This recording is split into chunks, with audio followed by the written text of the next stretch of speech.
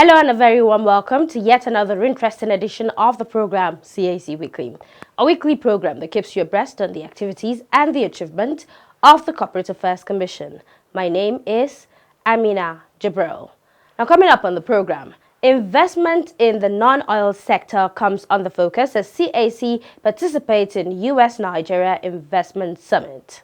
On ease of doing business, CAC pursues digitization of trademark and patent registry. Plus, some CAC directors bow out in style. We'll be right back after this break. To stay with us. The Open Government Partnership Initiative and the Extractive Industry Transparency Initiative. Nigeria committed to publish a publicly available register of beneficial owners. So in this case, persons with level control.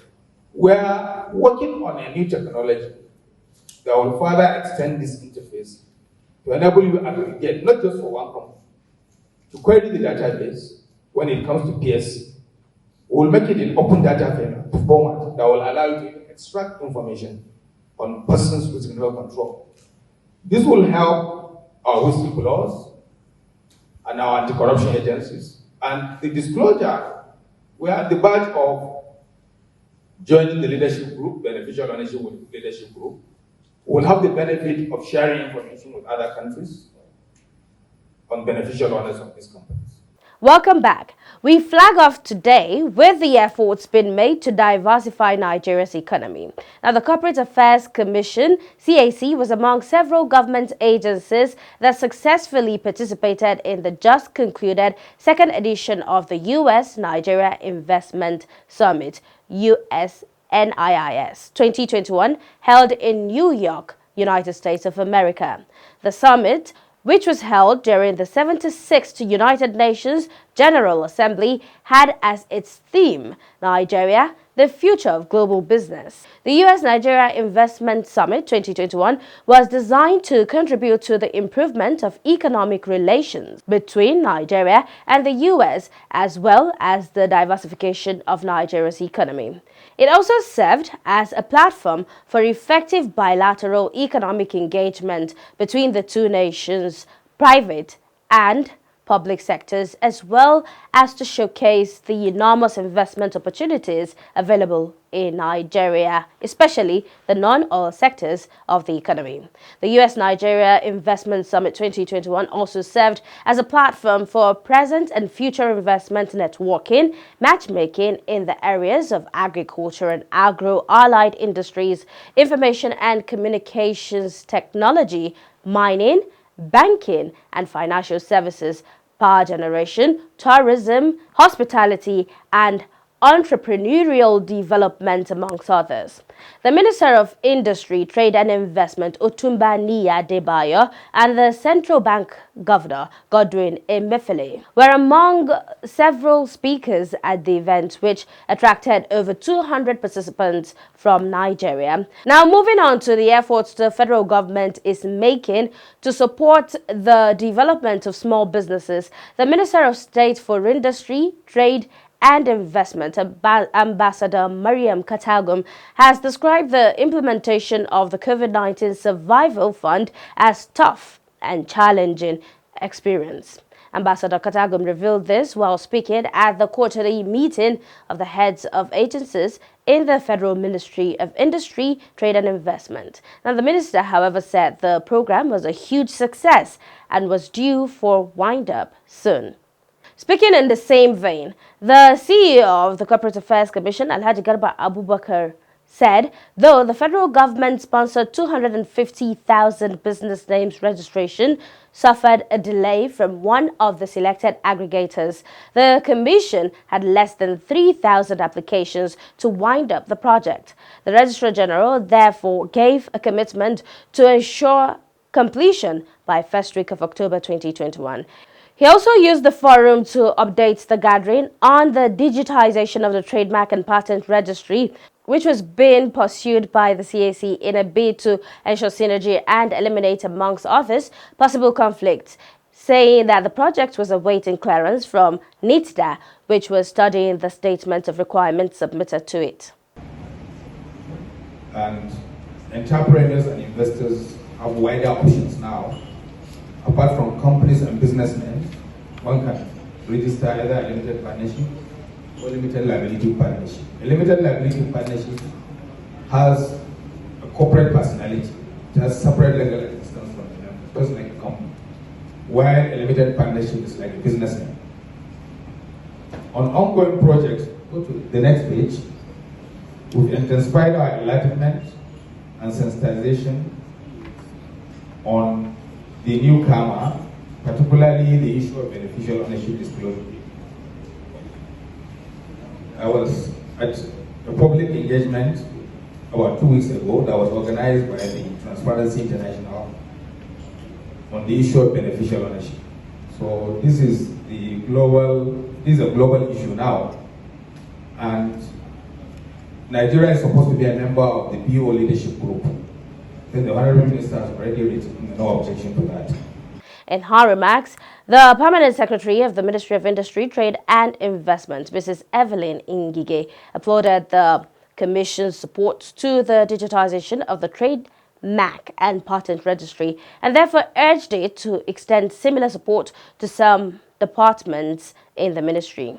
Declaring open the meeting earlier, the Minister of Industry, Trade and Investment, Otumba Niyi Adebayo, said the event was being held quarterly to assess, amongst others, the journey so far, challenges and way forward for the agencies under the ministry's purview. Otumba Adebayo therefore urged agencies to ensure more commitment and dedication to service for the overall growth of the Nigerian economy.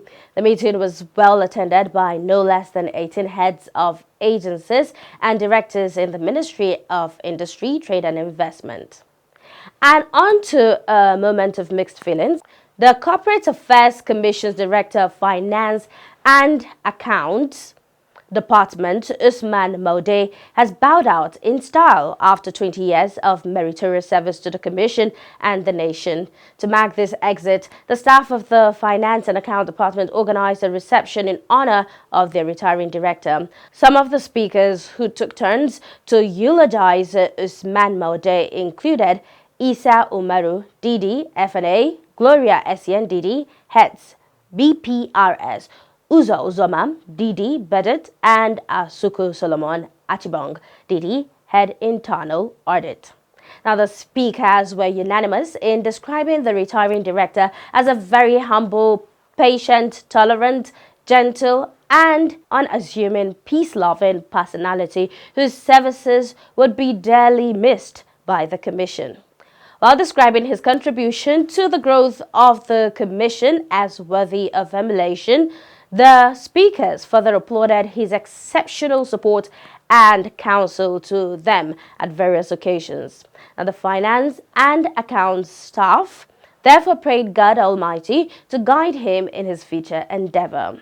Highlights of the event included a presentation of a 65-inch smart TV and congratulatory card signed by staff of the Finance and Accounts Department of the Commission.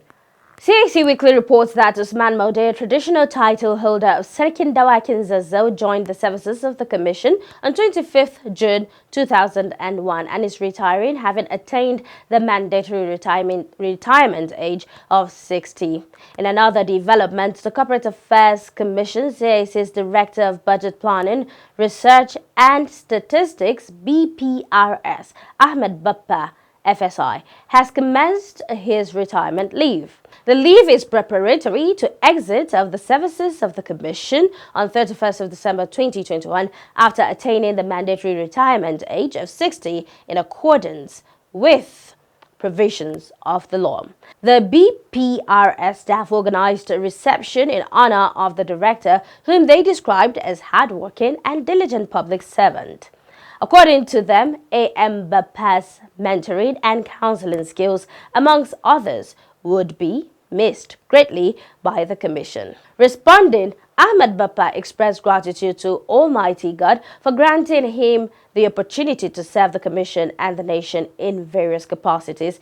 He used the forum to appreciate what he called the support, the encouragement and prayers he enjoyed from the staff during his stay in the Commission. Ahmed Bapad therefore enjoined staff to continue to dedicate themselves to rendering selfless service to the Commission and the nation in general. Highlights of the event include presentation of gifts. And now to our interview segment. As the Commission continues to unveil a series of reform initiatives, checklists for some services have also been revised in accordance with global best practices. Again, Mr. Tolulokpa Adiola Shonaike, the Assistant Director, Registry Department, helps us to further understand what the revised checklist is all about. Do enjoy watching this interview.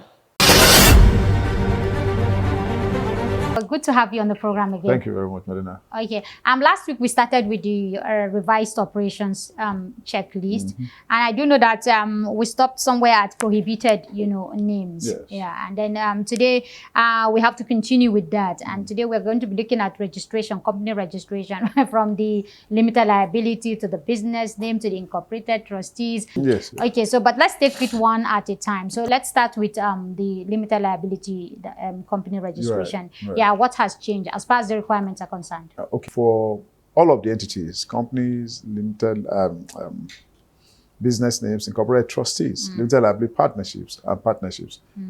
For the last two, limited liability partnerships and partnerships, they are new. So they are new requirements. Okay, so we had to develop operations checklists for them, service requirements. But for the first three, a few things changed. The law introduced a few things, starting with the companies, that's the LLC, limited liability companies. You have the first thing of note is that the shares of companies must now be fully issued. Okay, unlike before. Unlike before. I mean, so what that did was to dispense with what we describe as the authorized concept of authorized share capital. Yeah. So now there's no longer on issued. The law does not contemplate situations where you have unissued shares, except for the purpose of transiting from the old to the new. Okay. So all the shares of companies must now be fully issued. That's the first thing that has changed in the service requirement for companies, for registration of companies. Okay. And then the prescribed minimum share capital has also changed. Okay. Under 1990, for private companies, it was 10,000 naira. Okay. Right, and for public companies, it was 500,000 naira. But now the prescribed minimum issued capital, share capital, for private companies is 100,000, while for public companies it is 2 million naira. Okay. Again, in the case of companies limited by guarantee, they don't have share capital, but they have contributions. Now, under the old law, that's the 1990, the total aggregate, that's the total contribution, the aggregate for all members, right, was 10,000, should not be less than 10,000 naira. But now the minimum is 100,000 naira. Then for, except for companies limited by guarantee, private companies may now have one shareholder, the single shareholder. Okay. That's what you call this one-man company. Okay. Before now, the minimum number of persons to form a company was 2. That's true. But now one person can form private companies, except again, in the case of companies limited by guarantee. The law expressly says that you must have at least two members. Okay. And then you also have for small companies again, small companies may have one director. Okay.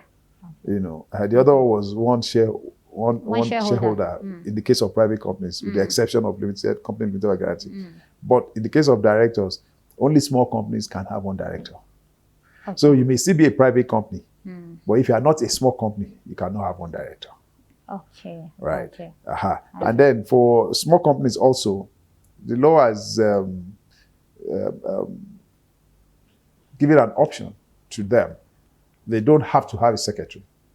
That does not mean if they have, it's a problem. No. Okay. But there's no that burden of having A secretary. a secretary. Okay. The law has taken it off them. Okay. For foreign participation, Because that's where I was coming to. Yes. That he may use his Nigerian address. What if he as doesn't? service address. What if he doesn't have a Nigerian No, address? well, again, he's like- just coming in. Again, like we said, he may. Okay. He does not have to. Okay. He can use his foreign address. Okay. Why we put it there is because of our own approving officers. Because now the law requires you to provide company address and service. I mean, residential address and service address. Is your service address that ordinarily will be on public record? You can hide your residential address. Okay. So is this service address we are talking about? If it says it's a Nigerian address, don't ask for residency permit. You know, you don't need proof of residency, so Okay. shouldn't ask for residence permit. Okay. Then, except in specified cases, also special resolutions are the only or written resolutions in lieu of them. In the case of post-registration, those are the only resolutions that you are required to file. We have dispensed with ordinary resolutions because they are not. You are not obligated as a company to submit those to us at the CAC. But in the case of special resolutions or resolutions that would otherwise pass as special resolutions, considering the number of the majority required to carry that resolution. And in some cases where the law pointedly makes it mandatory. For instance, in the case of resolution to increase the issued share capital of a company, the law says that when you are giving us notice, that is by way of submitting the form online, that notice must be accompanied by the resolution authorizing the increase, even though it's an ordinary resolution. Okay. So in that case, that ordinary resolution you must submit to CAC. But in any other case, ordinary resolutions are no longer a requirement for filing. Just come out, complete the form, put the date of the resolution on the form, and we'll take it from there. Then for small and single shareholder companies, right, there's also no requirement for them to hold annual general meetings. Yes. You know, single shareholder, So that of course, burden has been taken off them. Yeah. to, again, like we said, to reduce the cost of governance. Yeah. Because these things add cost to running and operating a business. You know, and small companies also are not under obligation anymore to file audited financial statements. Okay. I'm sure that's the most interesting part. You know, Yeah. so they can file statements if they want. They can also file some, financial statements. They can also file some statements in lieu, right? But those statements don't have to be audited, unlike for big companies Okay. and for PLCs, public companies. Since they are small now, so why do they need to start submitting audited? Okay, so you are getting the gist. Yes, yeah. And then a new thing that the law has also done is to restrict the scope of those who can practice as insolvency practitioners. Now, insolvency practitioners, as a description, you know, was alien to 1990 Act. Yes, because that's what I was coming to. Yeah. But it's something that the law has now, 2020, introduced and recognized. Yeah, because again, the options that were available in the law then were just receivership and winding up. You know, which do not necessarily promote or obligate business rescue, right? The focus was persons have given you money or some facilities or some indulgence, however, you know, for you to do business with, and now you are having difficulty going forward with that business. Now, such persons need their interest protected. Okay. So they appoint whether liquidator, whether receiver, to take over your business and recover their money. So the main focus was recovering the money for the creditor. Okay. Now, in doing that, the undertakings may suffer some harm. You know, maybe lack of diligence, maybe lack of thoroughness on the part of the manager or the receiver or the liquidator. Okay. So long as there's nothing illegal that he has done, you can really not hold him to account for Of that. course. But he must recover whatever is Investment he has yes, his made. principal has appointed him to do. So now the focus is let's help the company through, get out of the woods. Okay. Now, in doing that, that is a very technical thing. It's not something anybody can do. Yeah. Right. So you need to show that you have some proficiency in these areas, you know, and that you have some experiences also, you know, that you've been doing this for some time. So only those with And people such can trust your qualifications, judgment. yes, Yeah. only those with such qualifications or proficiencies, you know, can now be accredited to either be a receiver, to be a receiver manager, to be an official receiver, to be a liquidator, to be a nominee, to be a supervisor. You know, all of these persons and officers are oversee the resolution processes, of insolvency. Okay. So I think we should just move to the next one, which is the business Yes, name. for business names. Okay, not much has changed. Yes. For business name, what has now become very, very clear is that foreigners cannot form or join in the formation of a business name in Nigeria. Why? Because for foreign participation in business in Nigeria, there is a requirement They must for have share capital. Okay. So if you say there is a requirement for share capital, right? A business name does not have share capital. Yes. So if a business name It's does more not like have share just capital, one business, one so person. Yeah. if it does not have share capital, that means it cannot fulfill that requirement for minimum share capital. So because of that, foreigners can no longer, we don't allow them to form or join in the formation of a business name. I'm seeing one interesting one. Minor can join provided there are 2 adults. Yes. Minors, so a minor will be like a toddler? Oh. Anybody under the age of 18. Oh, okay. So if it's just 1 day old baby. Well, ordinarily, even in case law, right? In common law, right? Yeah. Minors can do business. Okay. The only thing is that even though they do not have capacity to contract, if they enter contract with you, an adult, the law is looking that you knew what you were doing entering with them. That this person's lack capacity. So if you have committed to doing something for them, you must do it. But you cannot enforce it against them. You understand? You cannot enforce their own part against them. Because the law will be there to protect them, because it is an uneven equation. You're uneven yoke. The law looks at it that you will take an undue advantage of this person. So we must protect it. The other one to talk about before we go to the new entities will be incorporated trustees. Yes. Okay. Now, with incorporated trustees, we know now generally that's not just, it wasn't just introduced under 1990s. Also, it was part of the, under 2020, it was part of 1990 requirements. You need reservation code for that. Then, one thing we're also now serious about that we insist is that foreigners cannot be trustees. Why?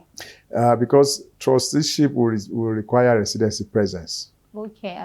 Because this is a position of trust. Okay, persons have appointed you as to oversee some assets of the association. And so you are because what incorporated trustee does is to vest, once registered, is to vest the property of that association in the trustees. So the trustees are the ones who become a corporate body, not the association. Okay. So they determine how the properties are managed, how the properties are otherwise expended, how they are preserved, anything alienated or secured, it is their problem. So if anything should happen, maybe there's waste of property, they are the ones that the law will hold. Okay. If there's any fraud regarding those properties, they are the ones the law will hold. So it's a position that requires your presence, it's a position that requires your diligence.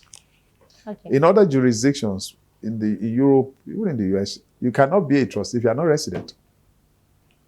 So it won't matter whether you are a foreigner or whether you are a local in Nigeria. But you must be. Residency is very, very important. That you are resident in Nigeria and you are legally resident in Nigeria. Okay. Okay. Again, for... I can also see the issue of the NIMSI, the National Identification Number. Yes. Now we know that NIMSI issues, there is a kind of ID they issue for non-residents, for foreigners. Yeah. So we're saying that ID is also acceptable. Okay, now. Yes. In furtherance of any application to register such associations. Okay. I know that there are technical areas and so much to discuss, but because of time, as we round up, I do know that this revised checklist operation will be, exposed to stakeholders buy-in. When will that happen? It will happen this month. We're at the stage where internally we have gotten, gathered all the comments and inputs on it. We're harmonizing that. Once it's harmonized and then a clean copy is presented, it will be posted on our website and it will be sent to principal stakeholders, critical ones. Okay.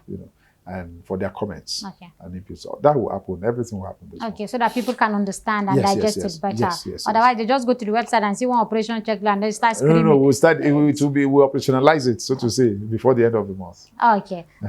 We wish you all the best of luck. Thank you very much. Mr. Tolulope Adeola Shonake, Yes. thank you very much indeed for your time as You're always. welcome. Yeah. Thank you. And that does it for this week's edition of the program, CAC Weekly. We do hope you enjoyed watching. Remember, for comments and inquiries, you can please take advantage of our social media handles and our helplines. On Instagram and Facebook, it is Corporate Affairs Commission. Our email is cservice@cac.gov.ng. You could also visit our website via www.cac.gov.ng.